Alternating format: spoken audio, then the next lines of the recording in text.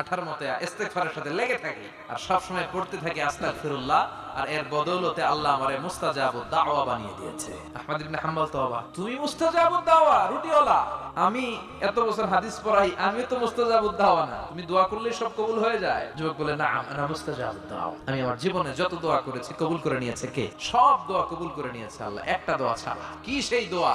যুবক এবার বলতে শুরু করলো, আমার জীবনে যে দোয়াটা আল্লাহ কবুল করে নাই সেটা হচ্ছে আমি আল্লাহর কাছে অনেক চেয়েছি, অনেক দোয়া করেছি যে আল্লাহ, শুনেছি এই জামানার সবচেয়ে বড় মুহাদ্দিস, তার নাম নাকি ইমাম আহমদ ইবনে হাম্বল, আল্লাহ তোমার কাছে আমার চাওয়া আমি যেন এই ইমাম আহমদ ইবনে হাম্বলরে দেখে মরতে পারি। আহমদ ইবনে হাম্বল আবেগপ্রবণ হয়ে গেলেন, চোখের পানি ছেড়ে দিলেন, বললেন, যুবক তোমার এই দোয়াটাও কবুল হয়ে গিয়েছে, আহমদ ইবনে হাম্বল তোমার দরবারে ছুটে এসেছে। যুবক চোখের পানি ছেড়ে দেয়, যুবক চিৎকার মেরে ইমাম আহমদ ইবনে হাম্বলকে জড়িয়ে ধরে, হাতে হাত রেখে মুসাফা করে, কপালের মধ্যে চুমু খায়।